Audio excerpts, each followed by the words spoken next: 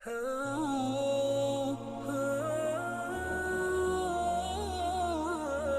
20ویں صدی کے آغاز کے وقت جسے ہم پورا کہتے ہیں مڈل ایسٹ، بلکہ صرف مڈل ایسٹ نہیں، پورا شمالی افریقہ سلطنت عثمانیہ کا حصہ تھا، خلافت عثمانیہ۔ لیبیا، الجزائر، مصر، پورا حجاز، یمن،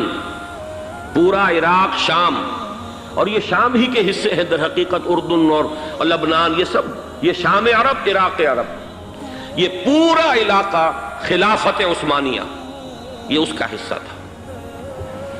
پہلی جنگ عظیم میں انگریزوں نے عربوں کو بغاوت پر آمادہ کیا، غداری پر آمادہ کیا، انہوں نے خلافت عثمانیہ کے خلاف بغاوت کی، بیج بوئے ان کے دلوں کے اندر نفرت کے، ابھارا انہیں، تم ترکوں کے غلام کیوں ہو، تمہیں خود حاکم ہونا چاہیے، تم کھڑے ہو جاؤ، ہم مدد کریں گے، تم بغاوت کرو، تم ان ترکوں کے خلاف ہماری مدد کرو، ہم تمہیں آزاد کر دیں گے، تم اپنے پاؤں پر خود کھڑے ہو جانا۔ یہ بہت ہی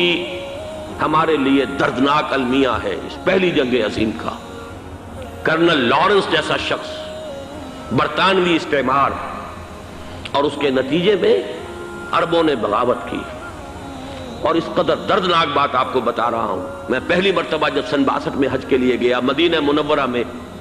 ابھی وہ ریل کے انجن کھڑے ہوئے تھے۔ یہ ترکی کے زمانے میں، سلطنت عثمانیہ کے زمانے میں بغداد سے مدینے تک ریلوے لائن تھی۔ یہ پورا ایک عالم سلطنت عثمانیہ، صرف سلطنت نہیں، خلافت عثمانیہ، پوری ٹرینیں جو ہے ترکوں کی اڑائی گئی، ہزاروں ترکوں کو شہید کیا گیا، یہاں تک کہ صحن حرم میں شہید کیے گئے سینکڑوں ترک۔ یہ جرم تھوڑے نہیں ہے، معمولی نہیں ہے۔ آج جس کی سزا مل رہی ہے، معلوم ہونا چاہیے کہ وہ جرائم کون کون سے تھے۔ اب بھی جو لوگ گئے ہیں انہوں نے دیکھا ہوگا، ترکی کا قلعہ موجود ہے اوپر پہاڑی کے اوپر، حرم کا جو سب سے بڑا دروازہ ہے باب ملک عبدالعزیز، اس کے سامنے ایک لائبریری ہوتی تھی، اب تو غالباً وہ بھی گرا دی گئی ہے، اس کے پیچھے پہاڑی پر ترکوں کا قلعہ ہے پرانا،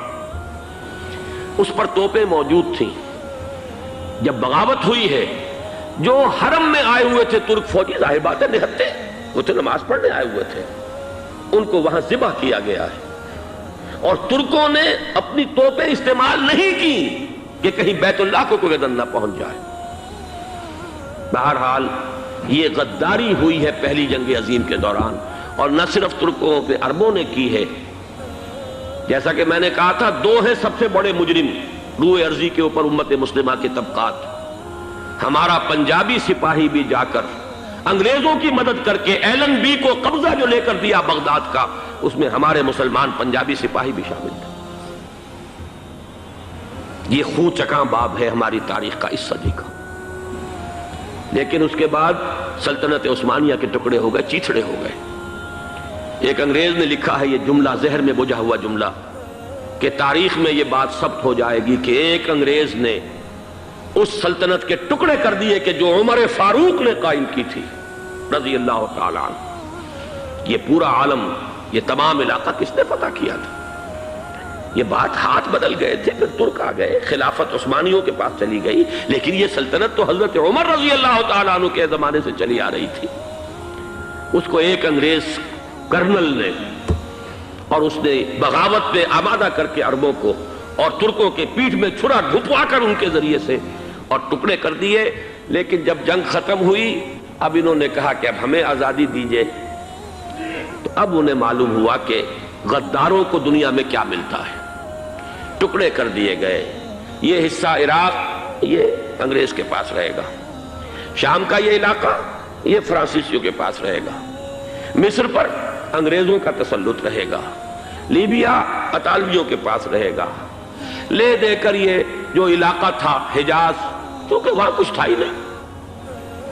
بوادن غیر ذی زرع، یہ عربوں کے پاس چھوڑ دیا گیا۔ اس وقت جو بادشاہ ہیں شاہ حسین اردن کے، ان کے دادا سب سے بڑے غدار وہی تھے، لہذا ان کو اس علاقے کی بادشاہت دے دی گئی۔ اس کے بعد نجد سے ایک تحریک اٹھی ہے، وہ سعودی جو خاندان ہے وہ نجد سے اٹھا ہے۔ نجد میں اس وقت کچھ بھی نہیں تھا، وہ تو صرف ریت کے تودے تھے اور کچھ بھی نہیں، لہذا ادھر کسی استعماری قوت کو دیکھنے کی ضرورت ہی نہیں تھی۔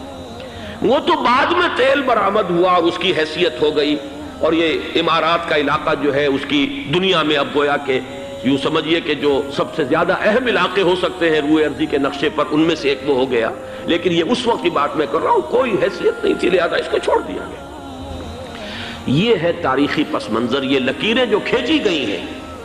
یہ ایک ملت اسلامیہ کو جو قومیتوں میں تقسیم کیا گیا، پھر نعرے لگوائے گئے المصر للمصریین الشام للشامیین۔ اب شامی ایک علیحدہ قوم ہو چکے ہیں، مصری ایک علیحدہ قوم ہو چکے ہیں، عراقی ایک علیحدہ قوم ہو چکے ہیں۔ یہ ساری تقسیمیں استعمار کی پیدا کرنا ہے، اس کا کوئی تعلق اسلام کے ساتھ نہیں۔ اب ضرورت تو اس بات کی تھی کہ استعمار کے پنجے جب یہاں سے کچھ ہٹے،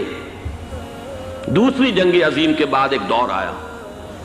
امریکہ ابھرا ہے دنیا کی عالمی سطح پر سیاست میں،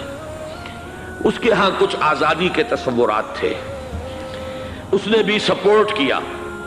برطانیہ کمزور ہو چکا تھا، وہ اتنے بڑے علاقے کو اب ہولڈ نہیں کر سکتا تھا۔ ہندوستان بھی آزاد ہوا،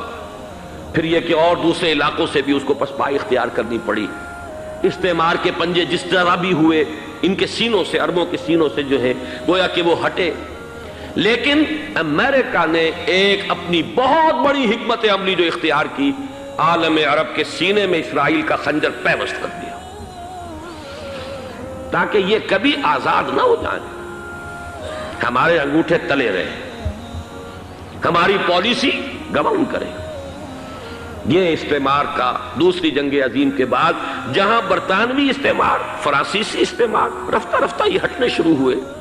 صدر ناصر نے انگریزوں کو اٹھا کر پھینکا میڈیٹرینین میں اور دوسرے جگہوں سے، الجزائر نے آزادی حاصل کی فرانس سے، اطالویوں سے جو ہے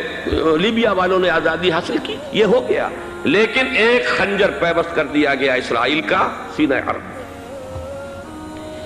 اس صورتحال میں ظاہر بات ہے کہ ایک تو بڑی آئیڈیل پوزیشن تھی کہ پورا عالم اسلام متحد ہو،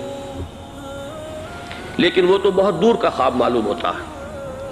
علامہ اقبال سے بڑا کوئی نقیب نہیں ہے ملت اسلامی کی وحدت کا، ایک ہو مسلم حرم کی پاسبانی کے لیے نیل کے ساحل سے لے کر تا بخاک کاشغر، لیکن انہیں بھی اپنے لیکچرز میں کہنا پڑا کہ اس وقت جو صورتحال ہے پورے عالم اسلام کی ایک وحدت بن جانا تو تقریباً ناممکن نظر آ رہا ہے۔ اگر کسی طرح ایک common wealth of Muslim nations وجود میں آ جائے تو بھی بڑی کامیابی ہوگی،